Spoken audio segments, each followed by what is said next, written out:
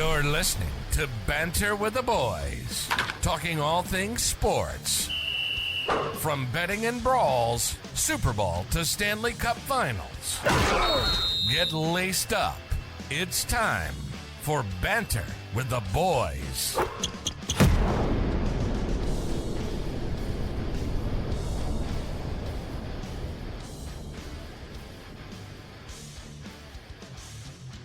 What's up, everybody? Welcome back to Banter with the Boys. As always, I have Mr. Smelty with me here today. How you doing? How you feeling? Feeling pretty nice. Just another Tuesday of a generic week for me, but yeah, just ready to talk some more NFL like always. Absolutely, brother. Couldn't be here today without Mr. Kevin behind the X's and the O's. We always do appreciate you, brother. And before we get into the meat and potatoes here, as always, people, like, comment, subscribe. We want all the followers, all the listens we can get.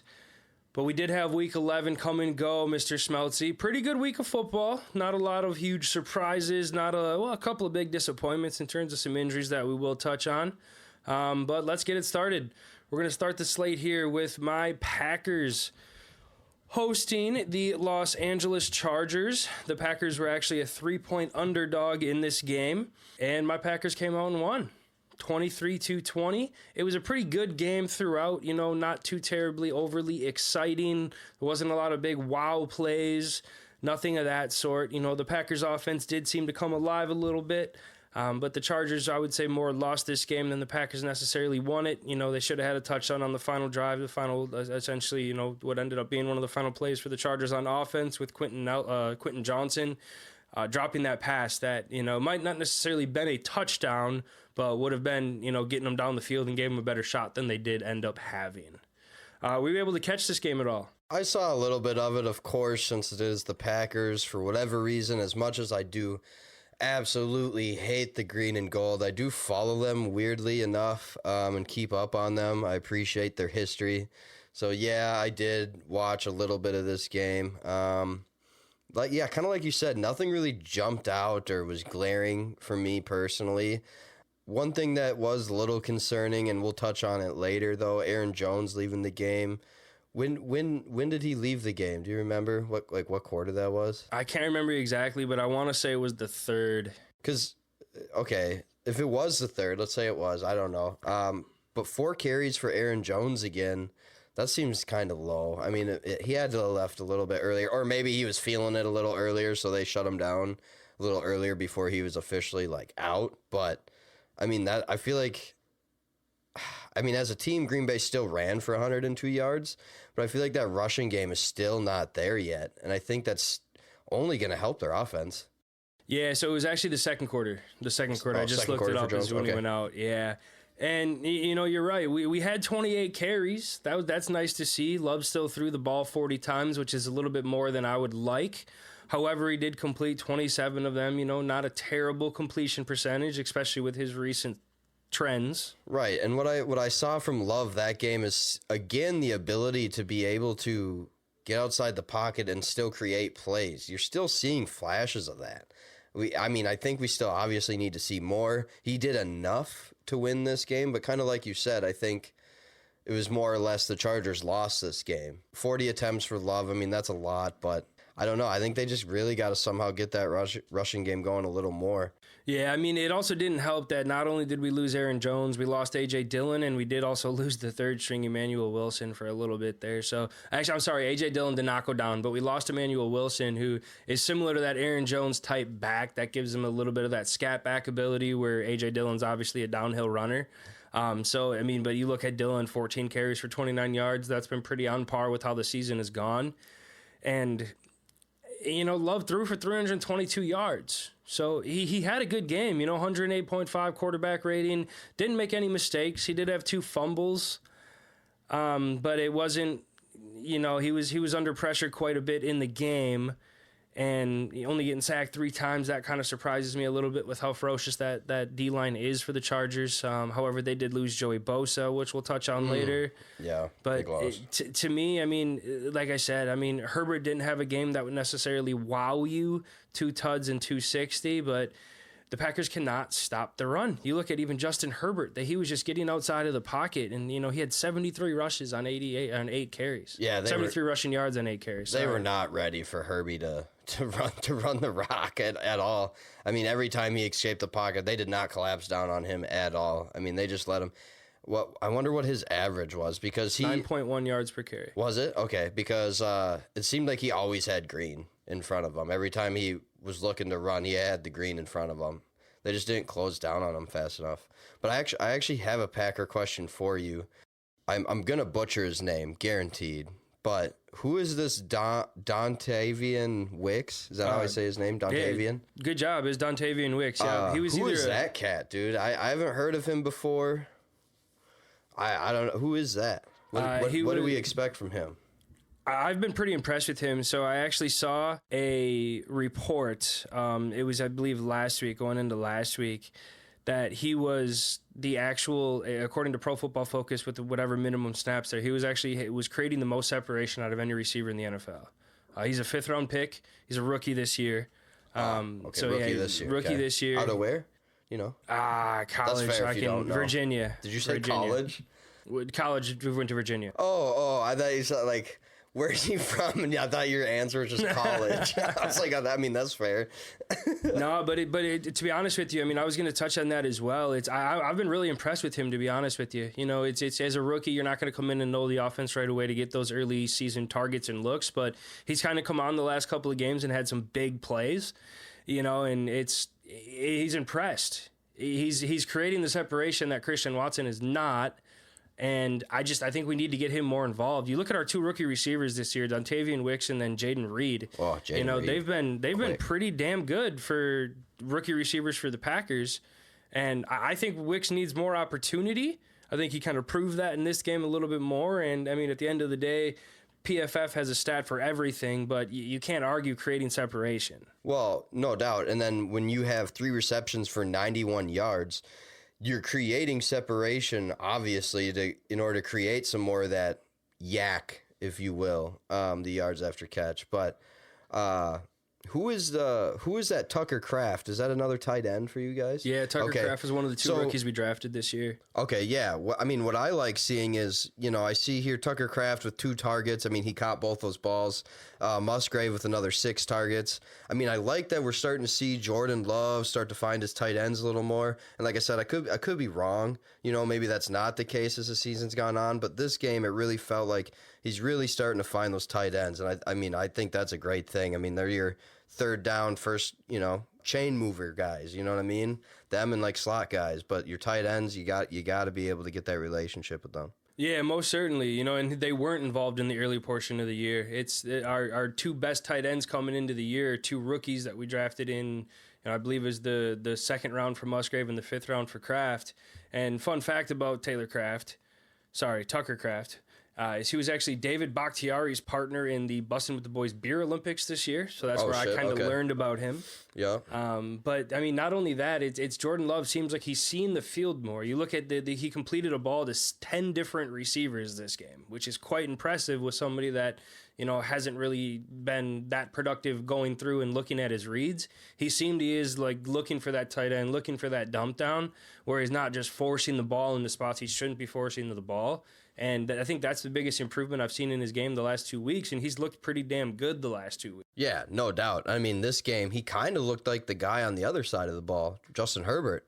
I mean, Herbert's been kind of, figuring it out as the year's gone, as the season has gone on. Herbert has been kind of figuring it out, getting more on a roll. But this game from Herbert, and I mean the Chargers as a whole, the word mediocre comes to mind, and we'll talk about that word a little bit later.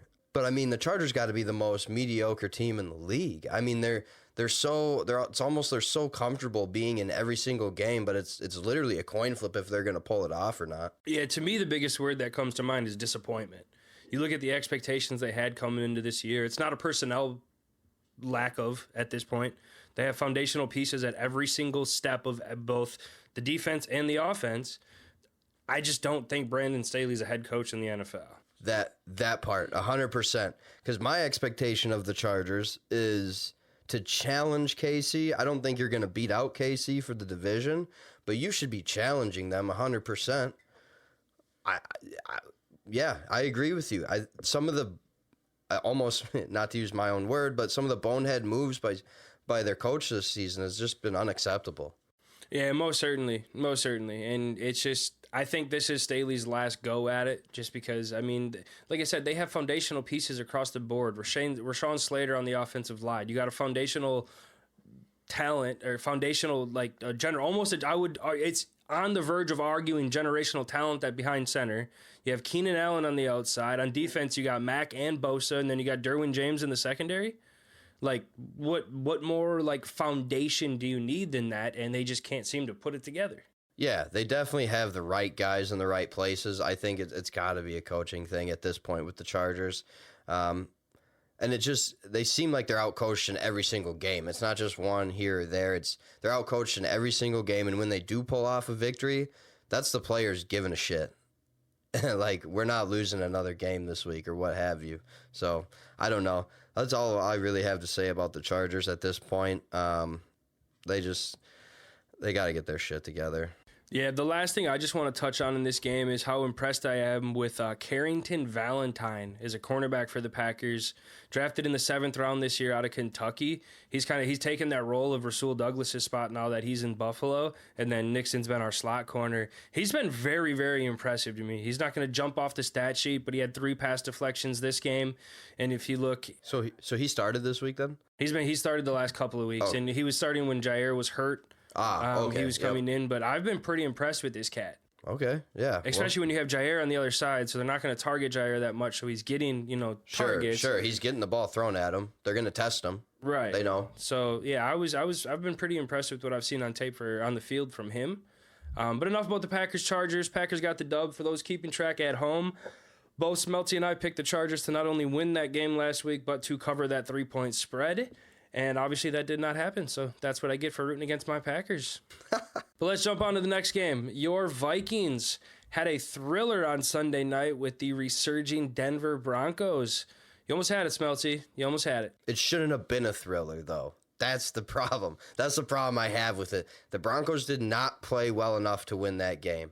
It just fell into their pocket, in my opinion. Now, Dobbs looked a little more pedestrian than the Pasternaut this week, which I kind of expected, right? Again, that first game outdoors with the new team, still learning the plays, guaranteed. Guys have all summer to learn the plays. My boy's had days, now weeks, but he's getting there. It's a process, right? But to say I'm not disappointed would be a lie. I mean, the Vikes really needed to pull this game off, especially with Detroit beating the Bears. To stay in that division race, if you dare call it. I guess I wouldn't really call it that right now. The Vikes are more eyeing up a wild card, I would say, at this point, as Detroit's running away with it. However, they do got to play Detroit twice. I think those games are going to be hella fun. But looking at this game, again, you see the difference that Dobbs can make with his legs. You see it's only 8 carries and 21 yards, but those 21 yards were very needed at crucial times. And that's, again, something that Kirk Cousins will not give the Vikings.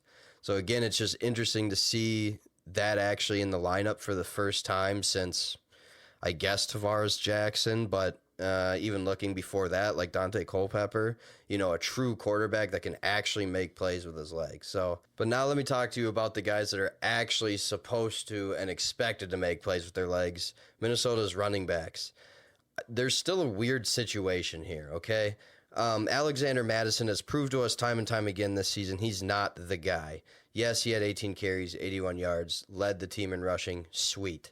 But you have Ty Chandler sitting at 10 carries for 73 yards. That average is much different. Now, the one thing on that is Chandler did have that one long of 31, but in that same sentence, he offers that big playability where Madison does not, or has proven or shown this year that he does not. So, and again, I'm kind of ready where I was with Akers, and obviously we know Akers is done for the season, but kind of let Chandler be that more speed back, that lightning back that you like to call, and let Madison be that thunder.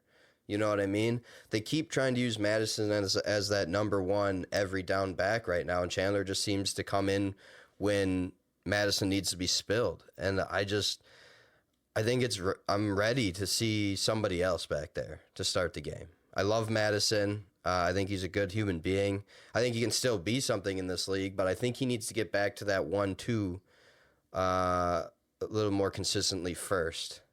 1-2, speaking like, using two running backs more consistently, like when Dalvin was here.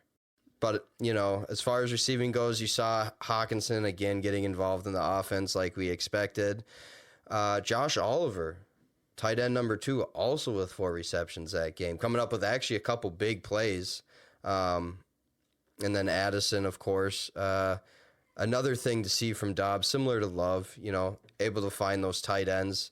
But obviously he's got to just find whoever the hell's open right now with no JJ. Yeah, for sure. I mean, the story of the game, in my opinion, here was like there's no reason the Vikings should have lost this game. They had more total or team yards. They had 90 more team yards than the Broncos. They were winning this game going into the fourth quarter. To me, I am guilty of falling asleep towards the end of the third quarter. Didn't catch the fourth quarter in this one.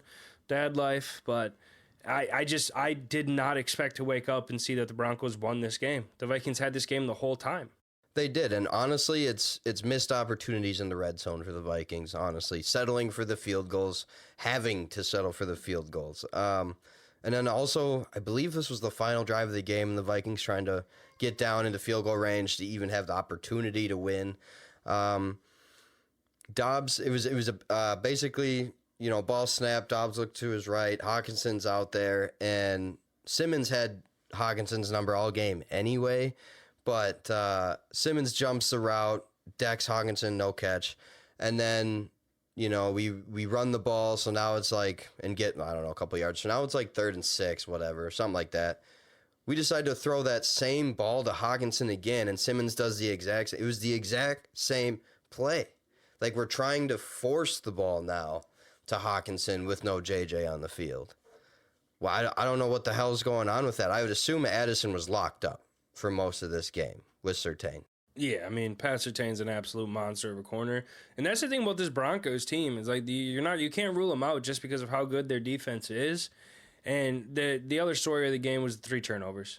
You're not going to win a lot of games in the NFL with a negative 3 turnover margin in a game. So it's, the hit on Dobbs from Kareem Jackson. You can argue, is that a penalty or not? He's a running back on that play. He's not a quarterback.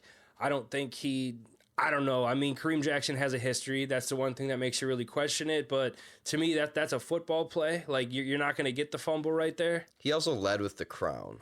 That's the part that's the main issue, I believe. Do I think that, changes the course of the game? No. Do I think that every game should be on one call? No. You should still play better enough before or after that, but I agree, like, that could be a factor. Yeah, and I mean, to be honest with you, that whole crown of the helmet thing, it's like, I am all for player safety in the NFL, but when we're looking at targeting and leading with the crown of the helmet and all these fines these NFL running backs are getting right now, I mean, that's how foundationally how you're taught to play football, and you're having to reteach that. But to me, the prime example of it is in college football this last week, and you had the Boston College defender literally almost swan dive in the air, lead with his head, and smoke the receiver in the head. 100% targeting, that needs to be eliminated from the NFL. But when Kareem Jackson is leading with the crown of his helmet, yes, did not make head contact with Dobbs. He hit him in the chest. Yeah, it was clear chest, which really seems clean. Which is the best way to really cause a fumble in that situation. You're taught to put your head on the ball. Yeah, so to me, it's a modern-day NFL. You can't really complain about it too much because that's the direction the NFL is going. We're going to get to this later with the bonehead move of the week, and we'll talk a lot about it more in depth. But it's just missed opportunities. Yeah, you say that, but you look at the Broncos, they were 1 for 5 with converting red zone opportunities. The Vikings were 2 for 4, so not great. You want to convert more than 50% of your red zone opportunities, but it's just it's the timeliness of it though. When they're missing on these red zone opportunities. Sure. In the clutch or whatever you may call it, the immeasurable time, you know what I mean? And I mean, I guess you can say on the Denver side of the ball, Russell Wilson did enough to get the job done.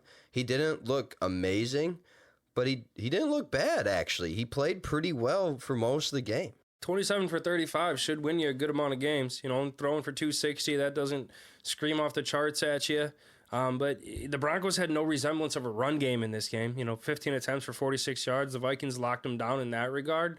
Now, are the Broncos a top tier run team in the NFL? No, but it was up to Russ, and Russ is back, man. He's not making those decisions like he was last year. He's not trying to force the ball. He's showing some of that escapability that he used to once have. His deep ball that moon ball doesn't quite look the same now.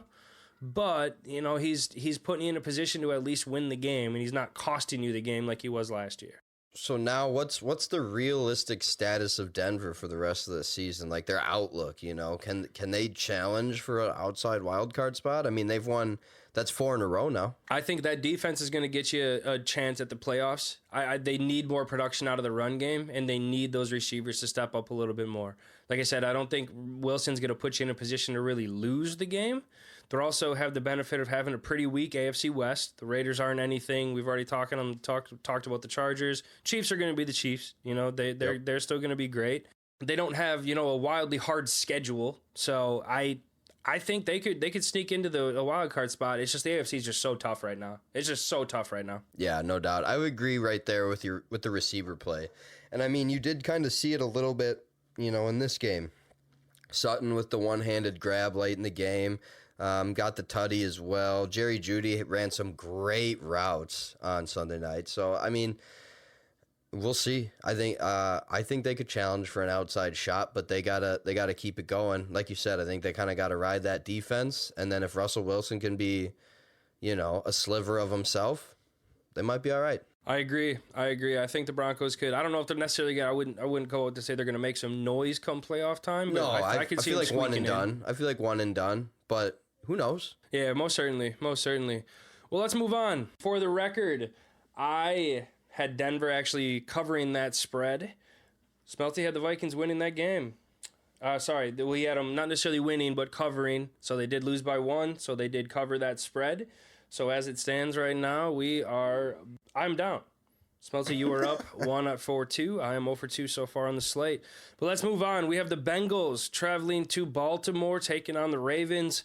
The Ravens were indeed a 3.5-point favorite in this game. I chose the Ravens to cover that spread. You thought the Bengals weren't necessarily going to win, but we're going to cover that. Story of the game, Smelty. We'll get right into it. Joe Burrow tore a ligament in his hand. He's out for the year, man. Yeah, I mean, that's unfortunate. And in a very competitive division right now, that almost solidifies the Bengals as being out of that race. You just hate to see it. And we've seen it so many times this season already, which is super weird. A lot of superstars going down. And it just, like I said, I can't say it enough. It just sucks to see, So who came in? Jake Browning, was it? Jake Browning. So Jake Browning. Definitely not Joey B. But I will say he didn't look that bad. Obviously, your play calling is going to change with any quarterback that goes in there after Joe Burrow. He's not going to be able to do Joe Burrow shit. So, but what he did show me though is he showed me some decent pocket presence, right? Just seeing how he could feel the pressure around him, stepping up, getting out, whatever he had to do. He did show some of that, and you could see him going through his reads. I don't know. I'm curious to see how he plays after a week of practice as the starter. If they decide they're going to go with him as a starter, I'd imagine they are. Yeah, they most certainly are. He's a second-year player out of Washington, so you can't expect too much from him, especially without a week of practice. He was forcing the ball to Jamar a little bit too much, in my opinion. But in the same sentence, what are you going to do? You have a top 4 receiver in the NFL, unquestionably a top 4 receiver in the NFL. Like, throw the ball at him. But you look at Jamar, 2 catches, 12 yards on 7 targets. Like the Ravens locked him down pretty good. They really did. But yeah, I was quite impressed with Browning, how he came in. He showed some poise. He didn't seem like the stage was too big. Now, I mean, the game got out of hand pretty quick in this one, so you got to take everything with a grain of salt. Baltimore just capitalized on it. That's all that was. That's what I mean. I'm curious to see a week in practice, knowing you're starting and, with those receivers. I'm just curious to see if it's any different. Yeah, most certainly. I'm excited to see what he kind of does as well, because they have all the pieces again, But then you switch over to the other side of the ball here. The Ravens also suffered a big loss with Mark Andrews going down. Didn't seem to really slow him down in this game, with the running game coming back alive. 157 yards total with Gus Edwards kind of showing what he does this year with those 2 touchdowns. And then Lamar kind of looked back to form in the pocket and passing as well. He's 16 for 26, 264, and 2 tuds. So all the speculation, or whatever, like he's always going to get that because he's Lamar and everybody views him as a running quarterback. But he's proven time and time again that he is a good quarterback in the NFL and can throw the ball. Everybody's going to throw a dud once in a while. 100%. And I mean, that stat line, right? 16 for 26, 264, 2 tuds. I mean, it's not anything amazing. But if you watched the game and watched him throw the ball, man, did Lamar look comfortable in the pocket. Straight up. He has looked more comfortable every single week, to me. Yeah, he really has. He really has. I don't think really much more needs to be said about this one. Like I said, the Ravens won pretty handily. OBJ, 116 on 4 receptions. Yeah, he had that 51-yarder that was huge. I love to see it, brother. I've always been an OBJ fan. I like OBJ. Man. I love it. I love it. And then you got his buddy Zay Flowers, man. Zay Flowers is so freaking dangerous in the open field. That was just the last thing I wanted to say. I think they threw just a slant or something short, right? But then he made the play with his feet. Kind of reminds me of Stephon Diggs a little bit, but like just how shifty he is in the open field. And I hate using shifty because I used it a shit ton last week. But he is, dude. He's got the fastest feet to me in the NFL. Just how he can stop on a dime. Boom, boom. You know what I mean? Like, he's just... And, of course, listener, you're not going to know what I mean. But, like, his cuts, just everything. He's so fast. He has the fastest feet in the NFL to me. Yeah, straight up. I don't know if I'd give him that crown over Devontae yet. Over Devontae Adams? Yeah. Zay Flowers? Yeah. Yes. You wild yes. for that. Sorry. Yes. You wild dude, for I'm that. telling you, bro. Oh, God, dude. I love it, dude. I love to see it. Bro, I'm curious if Zay can build on that or if that's what we're going to get, if it gets any better than that, because if it doesn't get any better than that, then I would say, obviously, Devontae. But as far as, like, I'm talking, like, foot speed, dude. Like, as far as making guys miss in the open field because of how fast you can move your lower body. Like, start, stop, anything, dude. I'm telling you.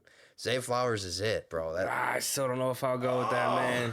Devontae Adams. Now, if I had to pick a receiver, Devontae Adams. Well, yeah, I'm not. I know you're not saying he's about. I know you're not getting there. And he's an elite route runner. I'm talking strictly in terms of footwork, right? Fast feet. Chad Johnson cried watching Devontae Adams releases, bro. Are we talking current Devontae Adams or you look at the last 3 or 4 years, his footwork hasn't dropped off. His quarterback play has. Well, yeah, we know that. Yeah, no. We know that for sure. I don't know. Just keep an eye on Zay Flowers, bro. I was actually really hopeful that he would have made it to the Packers in the first that the Packers would have drafted him last year. They had the opportunity getting Van Ness, but I really, really, really liked Zay Flowers coming out. I like this Stephon Diggs comp. That was my comp going into the draft this year. He reminds me a lot of Diggs. Not a huge, big-bodied receiver, but the shiftiness, the going up and getting the ball. I'm not saying his footwork isn't elite. He has great footwork. It's just, it's hard for me to put anybody in any realm of footwork above Devontae at this point. But there is slight bias with my Packer fandom with Devontae as well with that. Right, and I'm not saying Devontae ain't elite because he is. I already know that. I've seen it my whole life watching damn football, unfortunately. Yeah, but I'm a big Zay Flowers guy. I think they need to get him more involved in the game plan. Whether it even just be like an end around that shovel pass. And you've seen that this game. They tried it on 1 or 2 plays. Now, it didn't go for hella yards, but they definitely tried that shit. Yeah, and I like that. Even if it's just like a bubble screen, just get the ball in his hands and see what he can do. Yep. Get that guy in open space. All right, well, let's move on. We had another AFC North matchup with the Pittsburgh Steelers traveling to the Cleveland Browns, taking on the Dog Pound. Going into this game, the Browns were 4-point favorites. No Deshaun Watson for the Browns in this one. We've had some pretty big news coming out of the Steelers camp post NFL weekend now. But the Browns ended up winning this game 13-10, kind of stopping the Steelers' little run of a little bit of success, although they really shouldn't be winning games. So let's call it what it is. Dorian Thompson-Robinson didn't look great. Can't expect too much out of him. He didn't really put him in a position to lose the game, but, it was a dogfight the whole way. You expected it to be a defensive battle with 2 kind of underperforming offenses. I mean, I'm not going to lie to you. I didn't really watch much of this game. It's not a game that jumps off the sheet and says, hey, I'm excited to watch that. You're not going to really see any big plays. You know, Jaylen Warren did have that monster of a run, which, thank you, I needed that in fantasy. Really did. Well, sorry, go. And I mean, look at Jaylen Warren these past few weeks, though. His improvement over the past few weeks. Holy shit, where did he come from? You know what I mean? He just kind of emerged now, and now isn't he even starting over Najee Harris now? Didn't he get the start this week? I can't remember, but I thought they said that, like, he will be starting going forward. Yeah. Tomlin came out during the week last week and said that Jaylen Warren will be the starter. Now, the funny thing about that, or the interesting about that, is Najee still did have 3 more carries than him. You know, so if you take out that 74-yard run, he had 8 carries for 55 yards, 59 yards. So, you know, that doesn't scream off the page for you, but that's still pretty damn good. Still better than Najee. 8 carries for 59. I would still take over 12 for 35. Absolutely. And, you know, like I said, I mean, this game, there's nothing really about this game that excited me. So let's not as much talk about the game, because I totally agree with you. But now let's talk about Cleveland's both of these teams. Do they even have a legitimate chance to challenge for the division? Cleveland, I could have said maybe with Deshaun. I don't know. I don't think DTR is going to get you what you're looking for this season. But, I mean, what are both teams' chances, do you think, to actually make a run in the division? I think the Steelers are a 500 team. I could see them finishing 9-7, you know, which isn't going to get you a wild card spot in the AFC. Cleveland, their defense is just so damn good, nasty. where I could see the Browns squeaking into a wild card spot, especially if they lean heavy on that run game. Now, they didn't really perform too well in the run game this week with 29 carries for 96 yards, 3.3 yard average. Doesn't scream greatness to you, but again, you know, Steelers defense, that front seven's just freaking nasty. But I don't know. I mean, the Steelers firing Matt Canada, that's the big news that happened, you know, today, actually. I think that's long overdue, but I don't think it fixes the offense. You can't fix an offense 11 weeks into the year. The offense isn't going to change. Yeah, there's going to be a different play caller, but it's the same fundamental offense, which maybe they just need that change of scenery and a little bit of green with some fresh play calling. But I don't know. I don't think either team is going to do anything in the playoffs, but I could see the Browns squeaking into a wild card spot. They're not going to contend with the Ravens. No. So I agree. I think it's too late kind of for the Matt Canada thing. I think it needed to happen, but I think it's too late for this season to really do anything with or change too much. But as far as the Browns go, I think you kind of hit that on the head as far as rushing goes. The rushing attack hasn't been bad these past few weeks, so I think if they can get that up, and they can just get DTR to 43 attempts is fucking wild.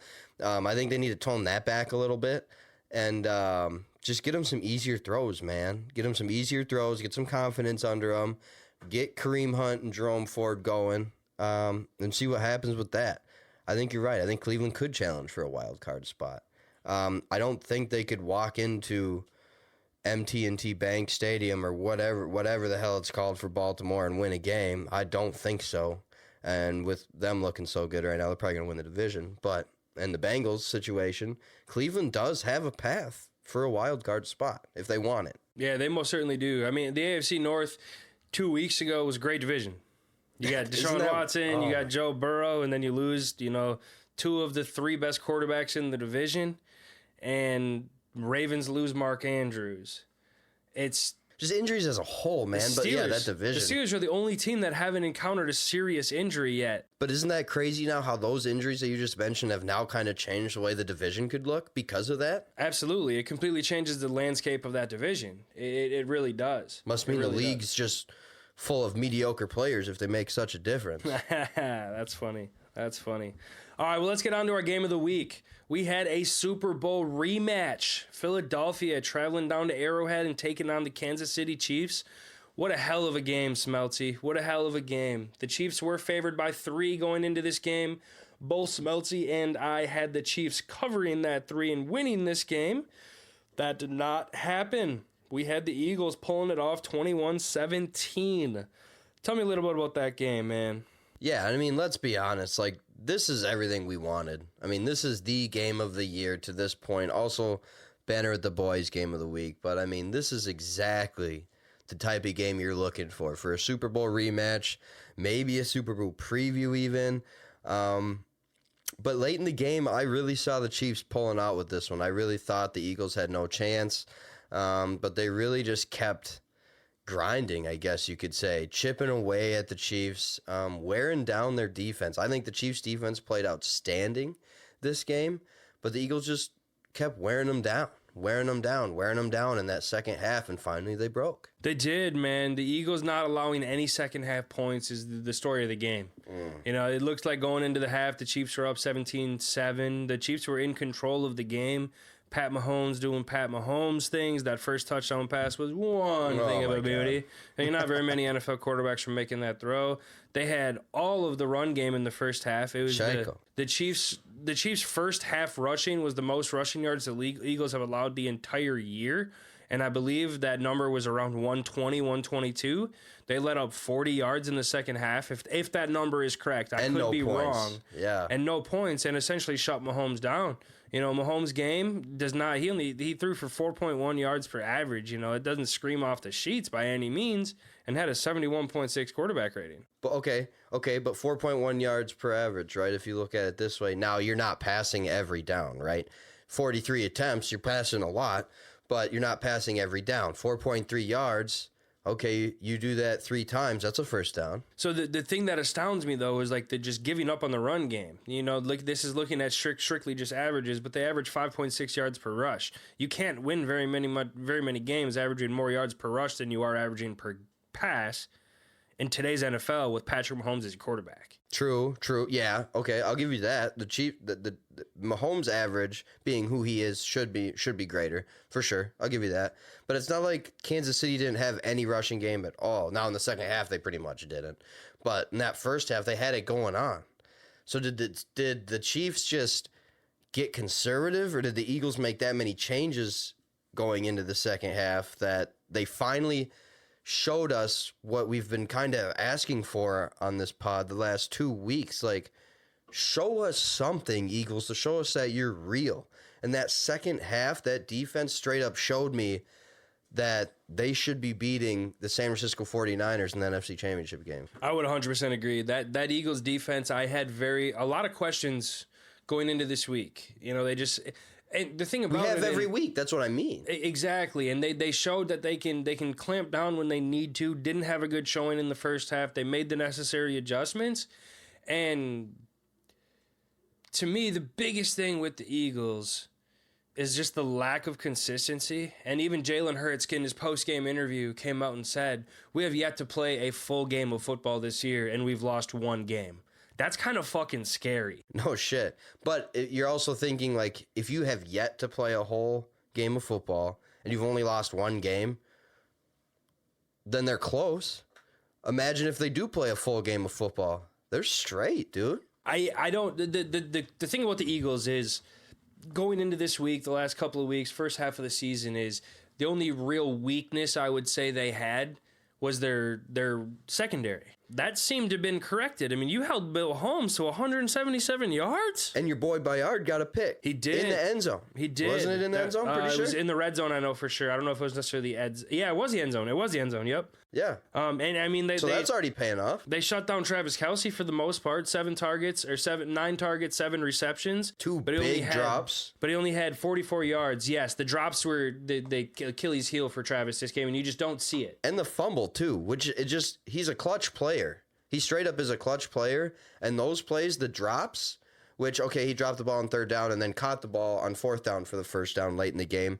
But the drops and the fumble, it's just uncharacteristic for him, I would say. We don't really see that in crunch time. Like, he's usually the guy like, oh, great, Kelsey's getting the ball. Like, they're just trying to run this game away, you know? Yeah, the fumble is the thing that just blew my mind the most. Like, he's never been known for that. He's a very, very... The thing with Kelce is, like, he's targeted a lot, he gets a lot of receptions, but he takes care of his body, you know? And when I say that, not necessarily off the field, but he's not going in, lowering that shoulder, trying to get the extra 2 yards. Now, if it's a short yardage situation that anybody in the NFL is going to, but he avoids contact pretty good. He protects his body when he gets hit. He doesn't try to just gun-ho force it like that, you know? So for him to have that fumble was was just very, very surprising to me. And I mean, not to throw this in there, it has nothing to do with the fumble, but I mean, with Kelsey's TD that game, now he's allegedly tied for 5th for most TDs by a tight end in league history. From what I see, I think he's actually by himself in 5th, passing Jason Witten now. So he's well on his way to being the greatest tight end of all time. Is he going to catch Rob Gronkowski? I have no idea, because he was crazy with Brady, and they're the top tandem, quarterback, tight end tandem to ever do it. But now Mahomes and Kelsey actually just tied Breeze and Jimmy Graham for the 3rd best combo ever to do it. So he's obviously his safety blanket, and that's exactly who he went to in crunch time. And you saw it, and he's always there for him, for Mahomes, I'm talking about. Kelsey's always there for him. And then, yeah, just that fumble, man, just, I don't know, really uncharacteristic. And if you look at those 2 drops, he had 7 receptions on 9 targets. Those 2 drops are the other 2 targets. So the ball was in his hands every single time he got targeted. What you expect with Mahomes? Yeah, but it's just so weird, man. Under 4 minutes left in the game, probably at that point, maybe under 3. Like, it was literally, I don't know. I just keep saying the same thing over and over again. I know I do, and it's probably annoying as shit, but I'm just that flabbergasted at it. No, most certainly. But the game delivered. It's exactly what you want. Monday night game. You don't get a lot of those great Monday night games anymore for whatever reason. They have the pretty good matchups, but you just don't get that classic Monday Night Football, John Madden, Al Michaels, gritty game that you just always used to see, and it used to be an absolute spectacle. Those are Sunday night games now. True, but this had that feeling to it to me. No, it did. It was back. Yeah. Oh, yeah. Okay. Yeah. No, this had that feeling to it to me. And, I mean, I don't know. For me, the play of the game that sealed it is that, okay, actually, I'm curious what your opinion is on this then. Did MVS straight up drop that ball? 100%. That's what I think too. Yeah, everybody, you gotta make that catch. Mahomes took it on himself. Mahomes is like, oh, I overthrew him, as humble Mahomes does. As any great leader would do. Exactly. And he's always been like that. That's one thing I can respect on Mahomes. People hate on him, and that's fine. I don't know how you can. I honestly don't know how you can hate on the guy. He does everything you want off the field. He's a family man. He gives back to the community.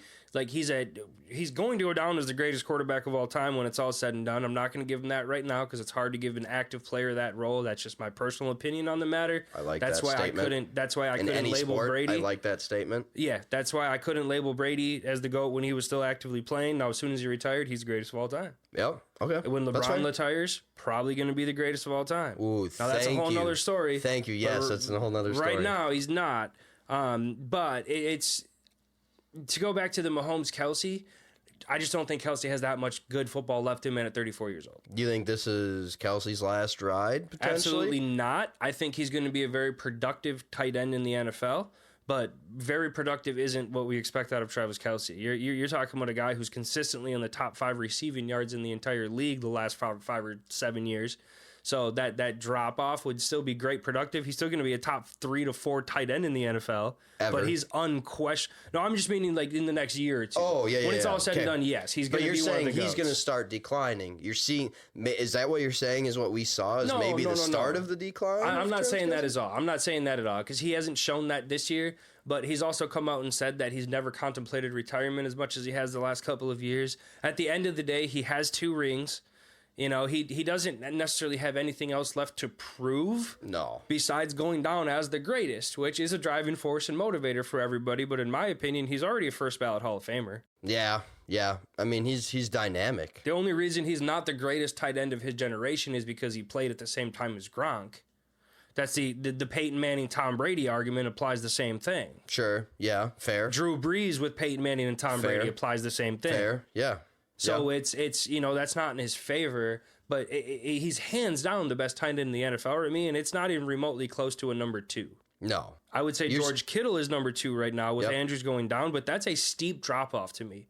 Where you look at the number 1 receiver, in my opinion, is still Devontae Adams versus number 2 being JJ, Tyreek Hill, or even Jamar Chase.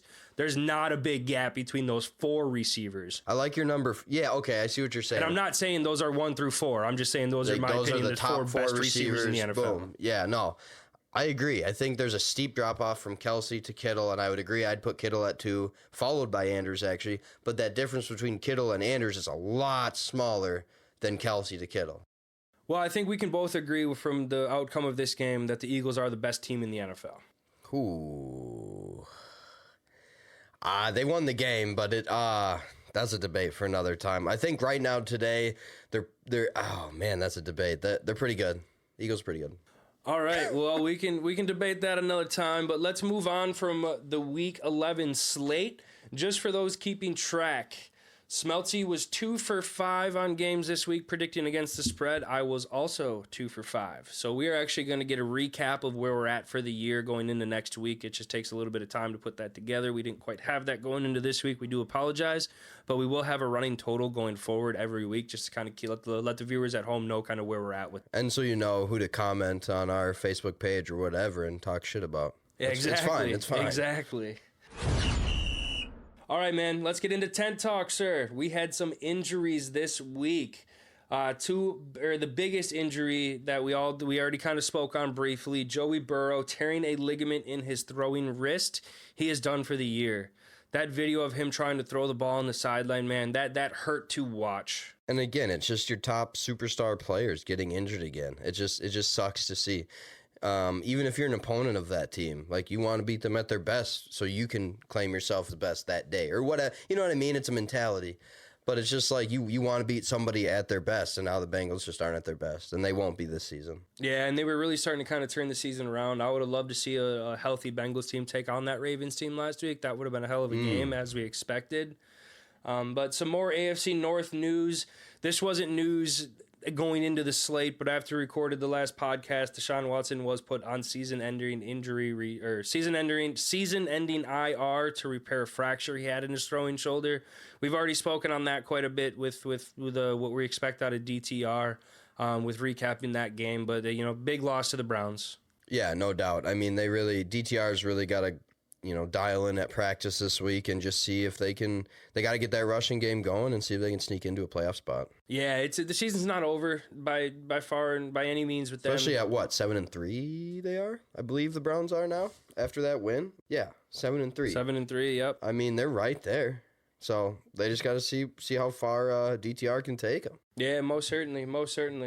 Let's shift our focus over to the NFC West. The San Francisco 49ers had a big blow to their defense. Talanoa Hufanga came on the season last year as a second-year player, kind of jumped off the stat sheet, made a name for herself. Torn ACL, another one down for the year. Straight up, you like saying his name, don't you? I do, man. I do. Nah, but just another big loss and another loss to a really good defense. I'm curious, do you know who they replaced with him? For the game, I don't. I'm sure we'll hear the name here. I'm not gonna lie to you, Smelty. I can name Chardavius Ward, and that's the only other secondary player I know on the Niners. That's fair. Like that. Well, that's what I mean, though. Then you're right. Like we have no idea. So it'll be curious to see if teams really attack that going forward. The crazy thing about that is it's going to be hard to do that with the Niners front seven, man. Chase Young on the other side of Nick Bosa looks fucking scary. Nasty. Speaking Speaking of Bosa, his brother went out in the Packer game. He was pretty emotional in the game. He's headed to the IR with a foot sprain. It's not considered to be season ending, but with how the Chargers are doing, if he's out for the next 4 weeks, I don't see them in playoff contention to even put him back on the field. Yeah, no, I mean, they really need him. Like you said, I mean, if they go 3-1 in those 4 games, yeah, bring him back. But if they go 1-4 or even 2-2, you really have to consider your playoff chances, and maybe you just shut him down for the rest of the season. I mean, you invested a lot in him. Why put him out there if he's not? If he's coming fresh off injury, even if he's 100%, do you really take that risk? I like that take. Something to think about. Yeah, to me, it's not necessarily, I don't know if the record really matters until they are mathematically eliminated from the playoffs. Okay. That to me is the deciding factor. So if they still had a 1 in a million chance, saying there's a chance. Well, so let me rephrase that. A realistic mathematically, okay, because if these 7 teams have to win and these 2 teams have to tie, that's then too it's much. But no, a realistic chance, I guess, more than mathematically eliminated. Fair enough. Then we're gonna move over to my Packers. Aaron Jones, as we spoke earlier about, went down in the second quarter. He was emotional on the field. He feared he tore his ACL immediately. It ended up only being a sprained MCL, so it's not a huge injury. He's considered week to week at this point. With him coming off a short week and playing on Thanksgiving, he's not expected to play this week, but we could very well see him back next week with that in quotations, mini bye. Yeah, thank God and not another torn ACL. Just way too many of them. But trust me, you know when you tear that shit, you hear that pop. I'll tell you right now. But it just sucks, man. Like at least it's only a sprain of the MCL, right? Pat, that offense really needs an Aaron Jones right now, a healthy Aaron Jones right now. And who do they play this week? The Lions? A.J. Dillon, my man, you better be ready to run. Yeah, and so for those Dillon was hurt too, wasn't he? No, Dillon didn't get hurt. The third string, Emmanuel Wilson, got hurt. Okay. So Dillon was the only back. Dillon's the only healthy back on the roster. Well, he's going to have to be a bowling ball this week. Well, he's good at being a bowling ball. He just don't go hit any pins. Well, you got to go down the lane, too. Yeah, he don't go down the lane, You got to bro. go north to south, not east to west.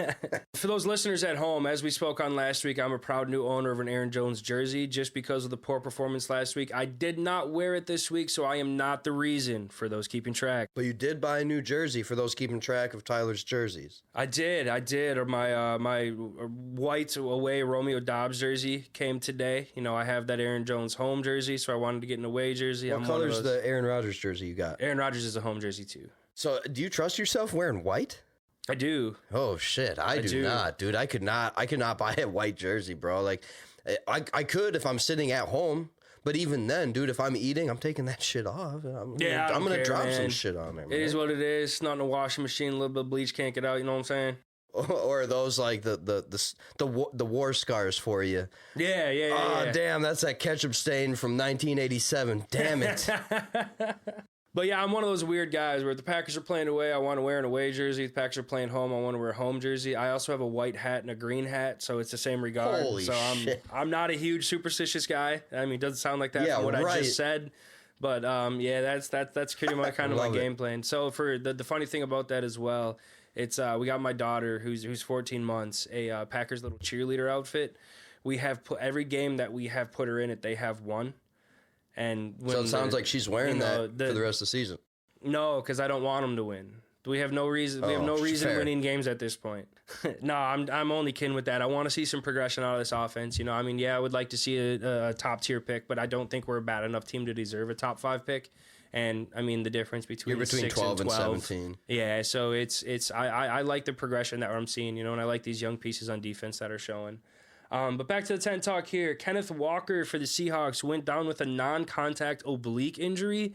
Pete Carroll came out and said yesterday, being Monday, that they don't consider it to be him to be an IR candidate at this time, but he did acknowledge that the team does need to learn more about the running back's injury before determining how much time he might miss. Yeah, so that sounds like a real definition of day-to-day situation. Oh, yeah, it's coach talk for you 100%. He's not going to give the other team any advantage in knowing what he's going to be. But as you had mentioned off air here, Zach Charbonnet has actually looked pretty good spelling him, so I don't think there's a huge loss right there. No need to rush him if he's not 100%. Before we get to one of our new segments that is only new because we're putting a name on it, we've talked about it every week this podcast here. We're going to get to some surprising news out of the IndyCap. Shaquille Leonard was released today. He was, a former 3-time All-Pro. He was a Defensive Rookie of the Year. He has a lot of talent. He's had the injury bug as of late, and he's kind of worked himself out of that Indianapolis rotation. With the Indy being as young as they are, I could see why they want to see that young talent.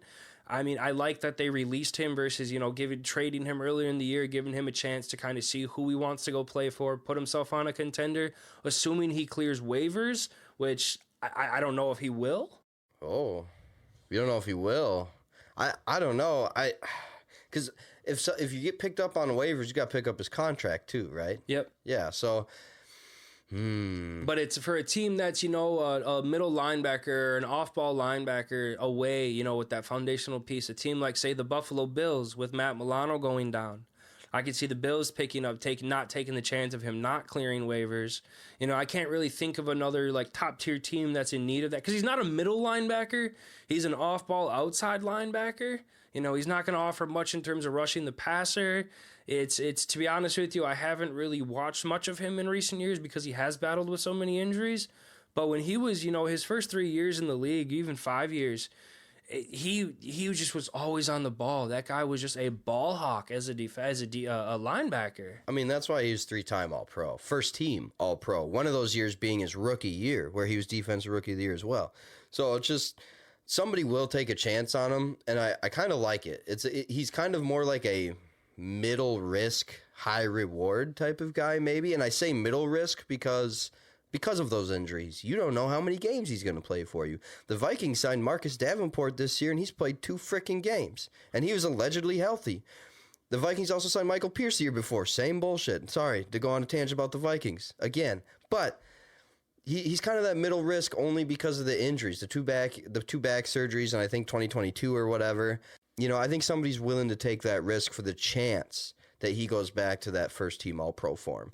And you mentioned his playing time. I mean, when you're not getting consistent playing time, it's hard to get into that form as like these football players say around the world. You know, you get into a form, right? And he kind of can't get into a good form if he's not playing. So I guess we'll just see not see if somebody takes a risk. We'll see who takes that risk. Yeah, the other thing that's not in his favor is the days of a 4-3 off defense are not long gone. Going away. They're going away. So, you know, what does he offer as a 3-4 inside backer? I don't know. That's actually an interesting take because he's uber athletic. You know, he's slowed down in the last couple of years with the injuries, but I'm excited to see who he goes to and what kind of difference he can make. You know, let's look at another team. Dallas Cowboys losing Leighton Vander Esch. Oh, yeah, Leighton did play outside, didn't he? He did, and that's a 4-3 defense. Right. Yeah, That's a thought I didn't think about. That would be interesting, and that'd be somebody that'd be willing to pick up whatever contract it may be. Absolutely, they're in win now mode. I mean, they're Super Bowl or bust right now with how young their core is, and they have to capitalize on it. So and it's Jerry Jones. He's not afraid to make a move. That's what I mean. They're willing to spend, and their window, I would say, is closing. They're in it right now. I think the Cowboys are good enough to make a run. Do I think they're good enough to beat the 49ers or the Eagles? I think that'd be a great game, but no. But I don't know. Yeah, I didn't think about the Cowboys as landing spot. Yeah, it's interesting. I'm excited to see what he does with you know, I hope he does rejuvenate his career and get back into his all-pro form. But let's go to our last topic here for our tent talk. We have the Rodgers watch. We have some new news. This motherfucker is jogging on, it's not a treadmill, it's that new age treadmill. I don't know what the hell they're called. But this guy is jogging, targeting to practice by his birthday, which is December 3rd. Allegedly. What the flying fuck? Allegedly. Oh my God. I mean, I don't even, an Achilles, and to come back that quick at a game that's so physical, dude. I mean, you have to know that you're good to go. That's real tough, man. I mean, how long is a typical Achilles? Like, what was he slated? I know originally, right? Season's over. Boom. That's it. And you don't see players, you look at the NBA, you don't see players come back same season from Achilles. I know it was the first game. I know it was 5 minutes into the first game, 8 seconds, something stupid quick. 4 plays. 4 plays into the season. No, not even 4 plays. It was the first play. Was it really the first? The Jets' first offensive possession. Either way, first drive of the season. So I guess you could see how he could return, but is it worth it to the Jets to have him return? So that's the big thing. The quickest recovery from an Achilles in the NFL is Cam Akers when he tore it with the Rams and he ended up playing in the Super Bowl. The year the Rams went to the Super Bowl. But that was his first game back, was the Super Bowl? Yeah. See, there's sorts of weeks because there's a break. There's a 2-week break between the last playoff game. Pro games or whatever the fuck. Right. But so to answer your initial question, jogging is a 12-week recovery. Like, that's what it's supposed to be slated as, is about 12 weeks, which is 4 months. Now, you look at it, we're 11 weeks since that injury, 10 weeks since the injury. So he's ahead of schedule. So he's just slightly ahead of schedule. But okay, so then you do look at it if you're the Jets. Do you let him play? If he says, I'm good, medical staff says he's good to go, do you let him play to get more familiar with their offense and their players for next season? Or do you just shut him down? 100%. The same thing goes with, like I had mentioned with Joey Bosa. It is 100% because this is Rodgers' mindset, is when they are mathematically eliminated from the playoffs. Because last year when he got hurt and the Packers were still in it, he wouldn't have played Week 17 against the Lions if they were mathematically eliminated. He would have given the reins and see what the young core had with Jordan Love. So I think the same thing applies here because the Jets are a quarterback away from being an elite team in the NFL. No, 100%. And we know that. And that's what they went and did. They got the guy to take them to the Super Bowl, in my opinion, 100%. I was super stoked, actually, to finally be able to watch Rodgers not as a Packer and be like, yo, yes, he's elite. Without, like, wow, I was going to say something ridiculously inappropriate. I'm glad I didn't. Without, like, I don't know. It's just it was going to be nice to see him play at a high level for a different team, straight up. And I figured that he would take the Jets to the Super Bowl because the offense is close, the defense is there, in my opinion. But I don't know. I'm with you, man. I wanted to see the Jets. I want to see Rodgers win another Super Bowl just because of how the Packers treated him and their inability or their unwillingness to put talent around him, especially on the offensive side of the ball. I was really happy to see him go somewhere where they showed they wanted him. They built the team around him, and I was really excited. You know, I mean, I don't hold any gripe against Rodgers for wanting out. I really don't.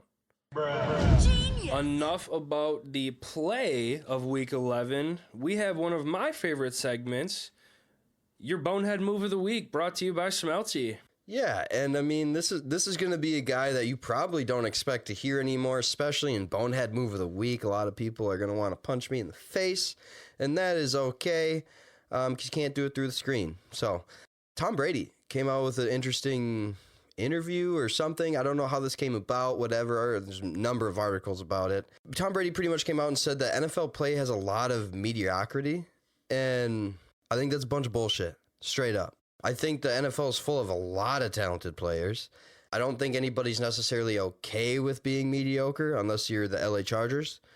And I don't know. I just think that statement alone is a bunch of BS. Now, he said a bunch of other shit that we're going to talk about that I actually do agree with. But the NFL play, let's just talk about that first. NFL play has a lot of mediocrity. What is your opinion on that? Oh, I don't think we can just limit It's a very vague statement, right? Well, that's because he followed it up with his reasons. And Right. his biggest reason, one of the biggest reasons he said was the lack of coaching. He said the coaching has gone down and the coaching is very mediocre. And that's going to be a relay to the play on the field. I don't know if I can disagree with him. You know, if I were to just blanketly hear the mediocrity of the NFL without hearing his reason behind it. And as he sat down, he had an interview with Stephen A. Smith, actually, is what it was. Is that what it was? Yep. Okay. Yep. So I don't know if I can necessarily disagree with him. I mean, you look at quarterback play this year, there's a lot of quarterbacks hovering around that 50-60% completion mark. There's a lot that are dead right now, too, for the season. A lot of quarterbacks, high-end quarterbacks that are done for the season. Yep, and that's also a part of what Brady's pinpoint was he said that the development of players has hit he didn't say an all-time low, but he said that the coaches don't have that developmental play anymore. And I think the largest reason behind that is because these coaches are no longer head coaches. They're the play caller for offensive defense, so they have an agenda besides coaching the team. You look at one of the most successful coaches in the NFL right now, Mike Tomlin. He don't call offense or defense. He's the head coach of the football team and puts people in positions to make those calls. Now, he didn't make a great decision in Matt Canada, as we have learned as of late, but you look at, and Brady's always going to like default this to Bill Belichick.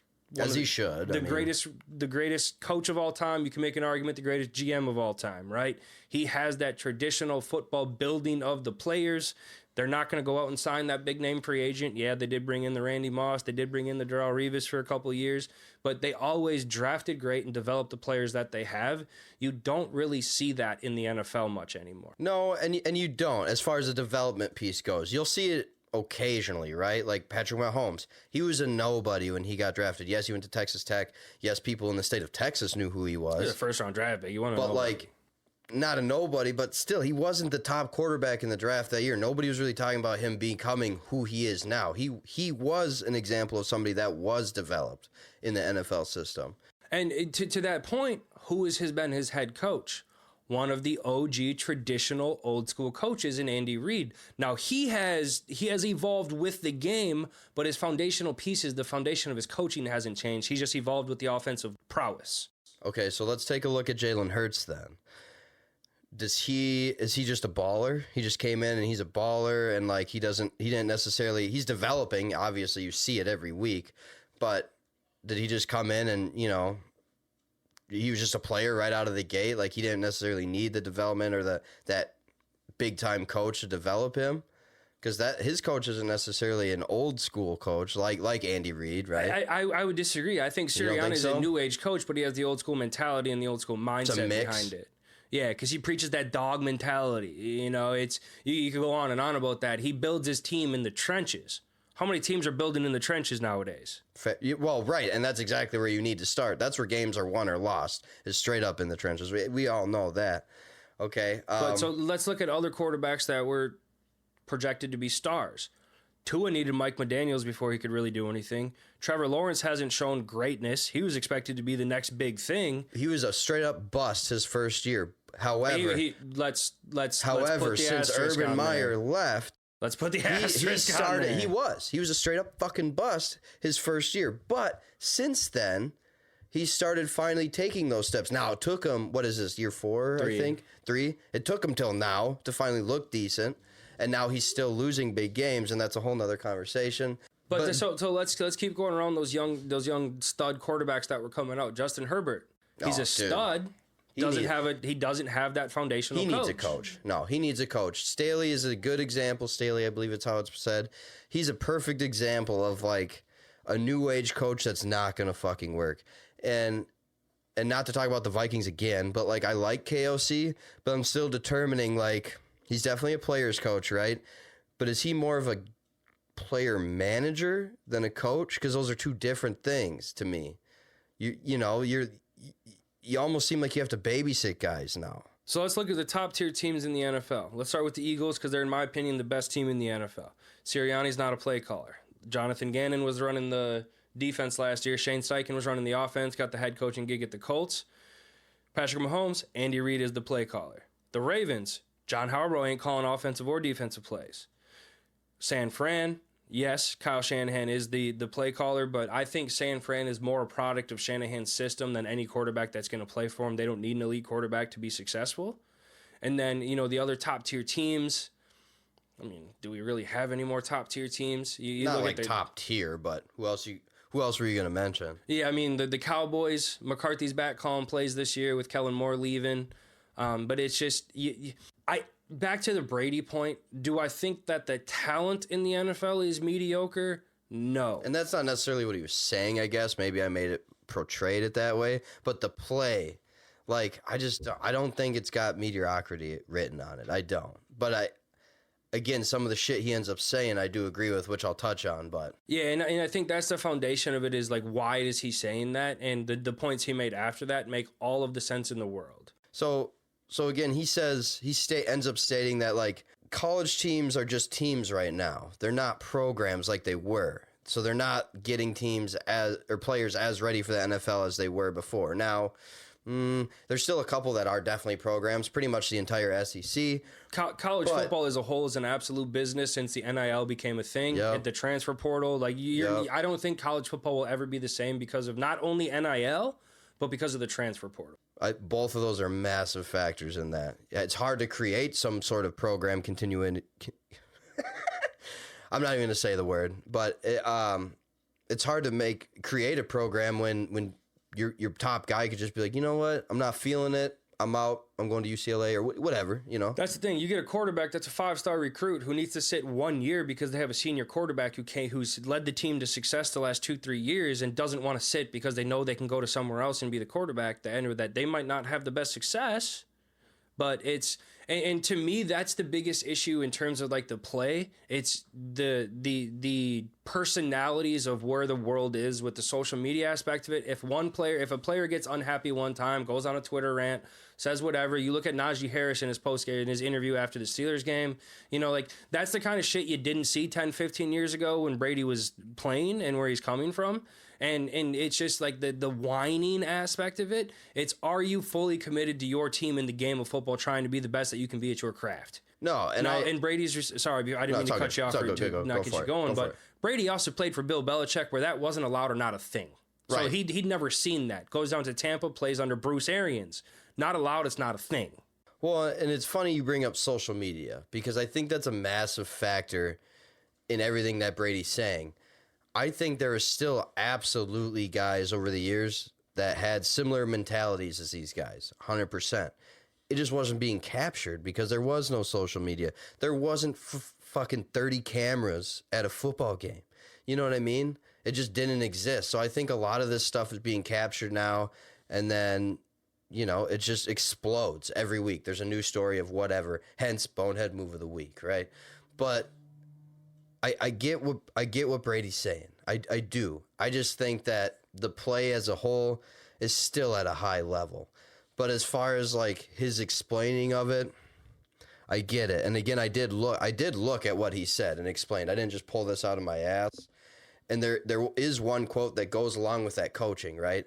He said, quote, "You hear coaches complaining about their own player being tackled and not necessarily why don't they talk to their players about how to protect themselves." That statement I 100% agree with. 100%. That one hit home, as well as he's saying with the way that the football rules have changed in terms of defenseless or receiver, where if he played, and he literally said this, where if he played against Ray Lewis, he would not throw the ball over the middle. Ray Lewis, Ronnie Lott, some other guys. Well, he didn't play against Ronnie Lott, but it was Ray Lewis. I didn't know it was just guys he played against on that. But yeah, I know. So what he was saying saying though is like he said when he played against a Ray Lewis, he didn't throw the ball over the middle because he knew Ray Lewis would tear the head off of his receiver, and he couldn't afford to lose one of his receivers. So you don't got to worry about that anymore unless you're playing Kareem Jackson. Oh, Rodney Harrison, my bad. And he did actually mention Rodney Lott, my bad. But, yeah, he mentioned Ronnie Lott. He just like what the quote I was meaning was he was specifically saying that when he was speaking of those, he was saying that was that old school football that they'll take you out, and then he spoke specifically about not throwing the ball over the middle against Ray Lewis because he didn't want to put his receiver in a position where he's going to get hurt. So I watched the Rodgers on McAfee today, and then Rodgers actually talked about it after, and he almost wholeheartedly agreed with Brady, where he was just like, you know, when he first started playing the football, and he actually compared it against the Lions between like 2008 to 2014, where the Lions never really had a great defense, but he knew that he was going to get his ass beat every single game.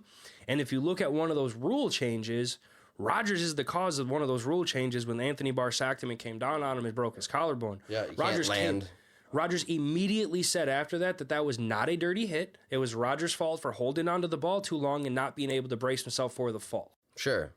Well, and that's just it. Like, and then Brady also mentioned every like Ray Lewis hit would have been a penalty. You know what I mean? So that's what he said when he brought up Ronnie Lott, Rodney Harrison, and Ray Lewis, and he said every single tackle they made would be a fine and a penalty in the NFL nowadays, and that sucks. And that part, I agree with him 100%. 100%. And that sucks because it has changed the game. It changes how NFL players play the game. It changes how coaches coach the game because they have to change. You have to change with the rules, and you know he's just pointing that out, and I get it, I do, but I think the play is still a high level. I think it's still at a high level, like because it is the highest of the high levels that you can get. I just don't like mediocrity being thrown around with the level of play with the NFL. I don't, because that's the highest you can possibly do it. Has the game changed since he's played? Yes, of course, right? He's one of the reasons for a rule change too, isn't he? The reason for quarterbacks not being sacked underneath the knee or whatever, which I totally think that's a good thing. What Joe Theismann broke his leg, Alex Smith, all that shit. Yeah, see, that to me, that rule, like you eliminate. I don't think you should go in and dive at a quarterback's knees, but if you're pushed down by the offensive lineman and you have to wrap up, you can only wrap up around the knees. That's not a fucking penalty. There's only so much you can do. That's not a penalty. That's playing the game. But it's like someone coming in and just diving straight at your knees like that. That's not. I don't agree with that, and that's what you're seeing more of in the secondary now, which I believe is going to lead to a lot more soft tissue injuries. And it's just, and I don't have a fix. You know, I'm not going to say go back to the old days and let these guys headhunt because we have to protect the players to a certain degree. And that's the thing. It's like there's so much debate and conversation really about gray this, area. but there's just there's no right answer in my opinion. You know, there's always going to be something that should be allowed, shouldn't be allowed. Do I think that they are protecting the players too much at this point? I do.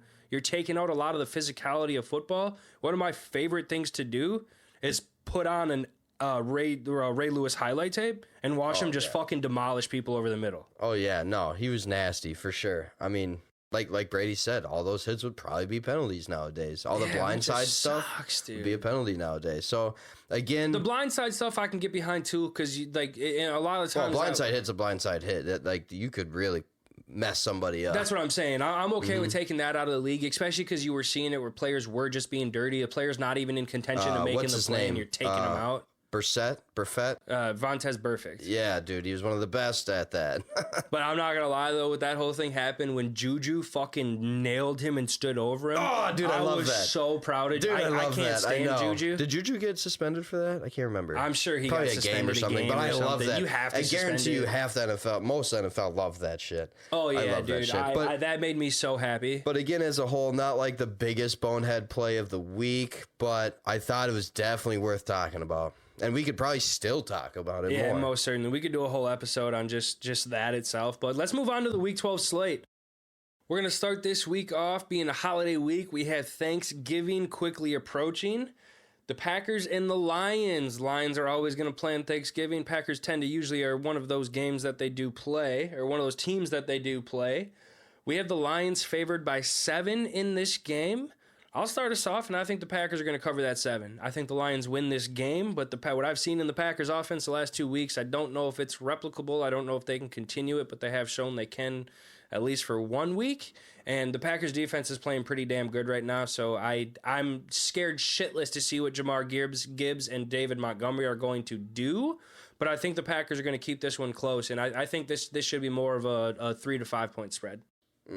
Yeah, I have the Lions winning and the Packers not covering that. Straight up, I think the Lions win by 2-3 scores. I don't think it's going to be close. It's in Detroit, right? Isn't it always in Detroit on Thanksgiving? Yeah. So no way. Lions all day. Best running back duo in the league. We've talked about it before. Jared Goff is money right now. Yeah, Lions take that for sure.